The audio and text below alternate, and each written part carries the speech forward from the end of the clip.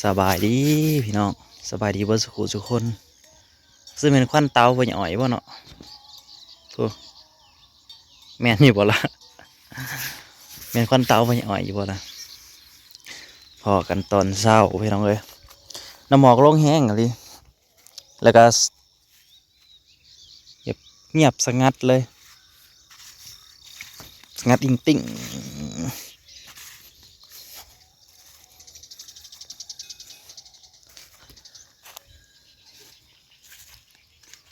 นี่ก็มันเขาก็ติดไปแล้วพี่น้องเอ้ย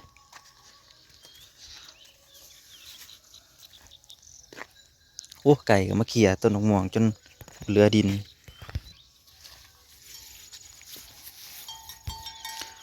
ตะเวนกำลังขึ้นพี่น้องเอ้ย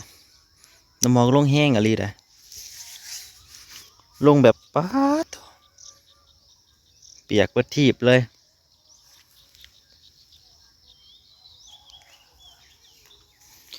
เปียกเบิดทีบเดือน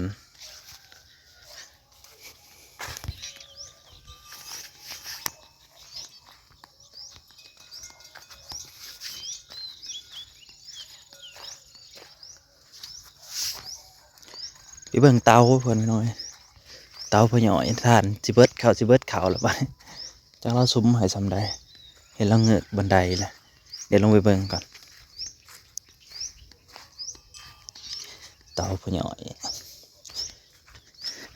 ติดหนีห้านา10 กระสอบไปหน่อยติดหนีห้านา10 กระสอบไปได้ทานนะ10 กระสอบโอ้โหว่าเตานี่นะมันสิพอเอา10 กระสอบอยู่วะ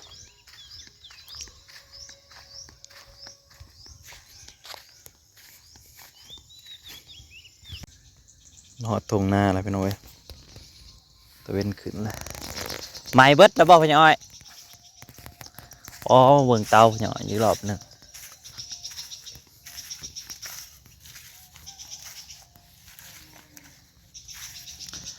โอ้คือสิไม่เบิดแล้ว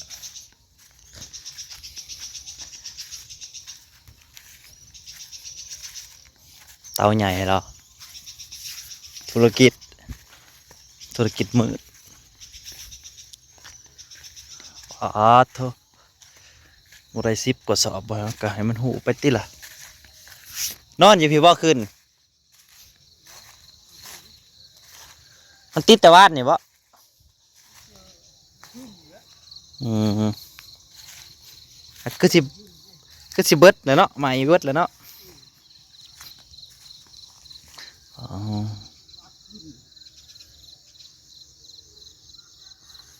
ตรวจ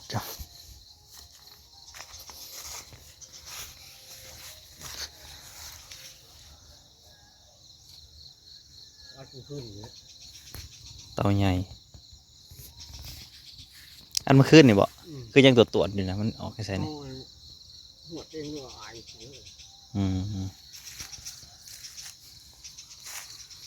เตามันก็ยากเด้น้องกันหวดบ่ได้มันก็เบิดเท่าฉะนั้นผิวมันยัง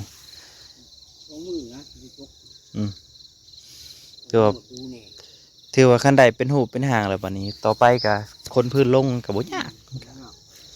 คันเราลงได้เตาหนึ่งแล้วก็ได้หลายร้อยเติบอยู่พื้นเราก็หลายอยู่เลยยากในการตัดนั่นแหละเนาะบ่มีเครื่องคือเขา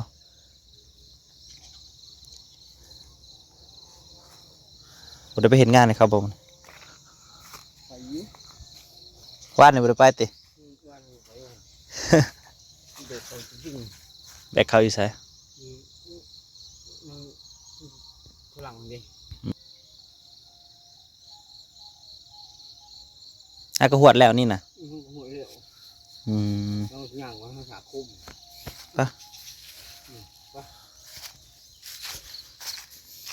มาจอบเบิ่งดูมันหน่อยปิดเตาหรือบ่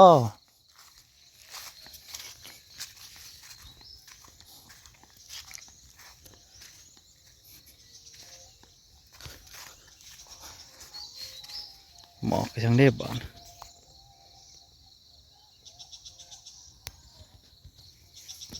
เป็นหมอกเลยพี่น้องเอ้ยทุ่งนายามเช้า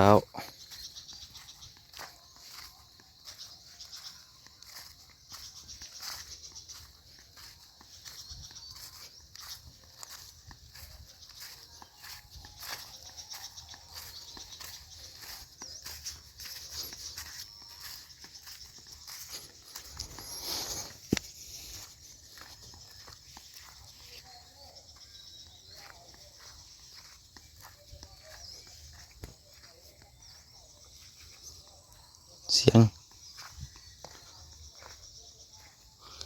ยงอยู่บ้านน้องแต่ไปน้องเอ้ยเป็นเฮ็ดบุญกลุ่มเขา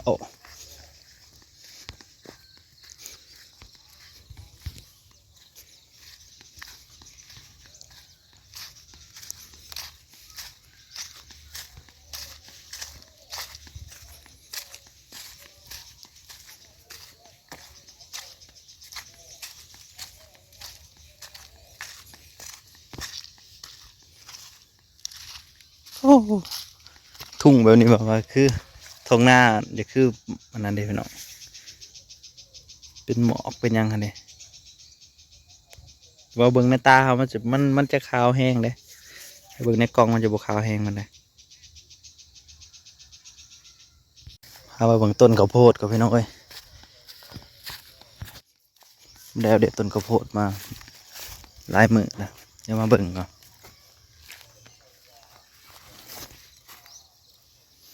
กำลังออกพี่น้องเอ้ยนี่กำลังออก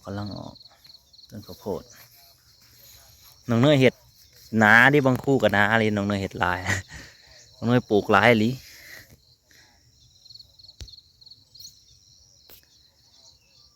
กำลังมาหน่อย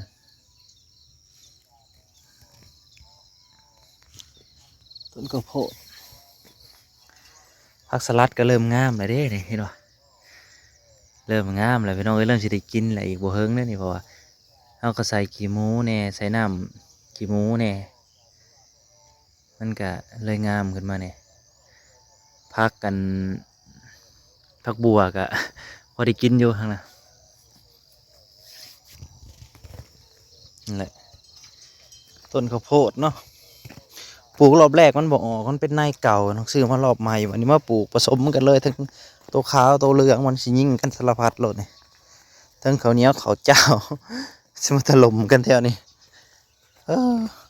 เนี่ยแถวนี้ไก่กินเบิดผมมันบอกซ้ำแถวนี้ไก่กินเบิดวะตอนนี้มาเน็บใหม่ได้แถวนี้มันบ่มีเลยไหมไก่กินเบิดปะ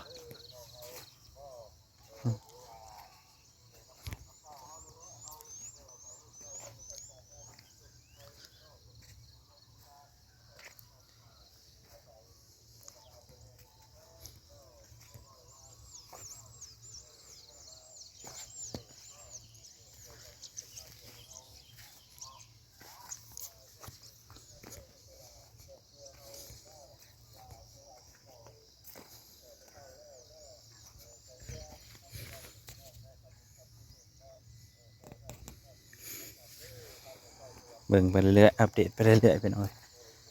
ต้นมะพริกกำลังมักเล่นกันกำลังงามผักกันนี่กำลังงามเนาะผักขมนี่มาเกิดถ้าปลูกห่างๆอันนี้ผัดหญ้ามันแตกขึ้นมาแล้วจนจุกันหมดเลยพี่น้อง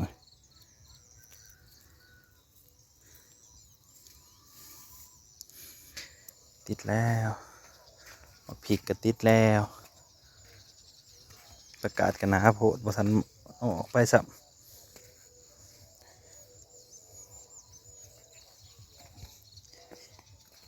อาศัยแต่ขี้หมูอะไรพี่น้องขี้หมูขี้งัวอะไรอย่างเงี้ยพอให้มันงามเนี่ยสั่นกับบริกินเด้มันดินบ่ค่อยคักปานใดผักซีกำลังสิงามจะได้กินแล้วล่ะ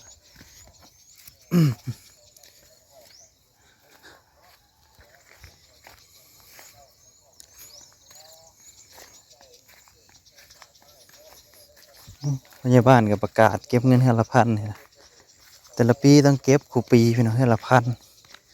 แต่ว่ายังว่าทันเสียให้เพิ่นเอานี่ก็ได้เสียเขาไปแล้วค่าเขาค่าบุญก็เสียไปแล้วยังได้แต่เฮือละพัน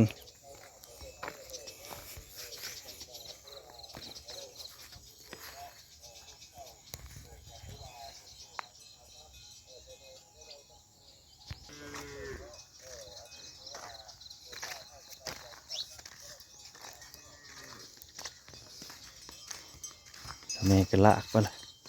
ลากไปใช่ไหม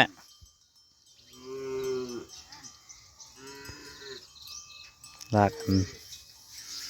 นั่นไปแล้ว หลักก็ไผ่ไปแล้วงัวเพิ่นก็ตามหลุนๆไปแล้วบ่อน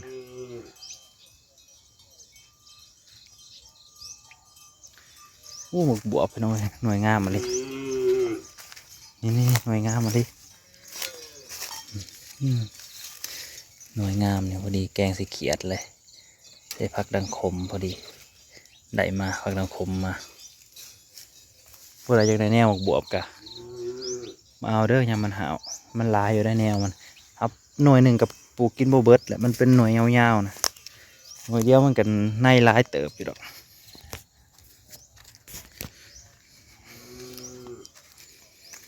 รถเท่ากับมาจอดไว้ข้างนี่แหละมันห่มดีพี่น้องเลยห่มดีข้างนี่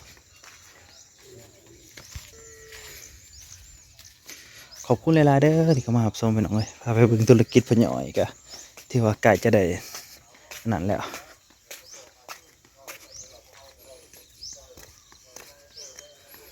โอ้ต้นลำไยเฮา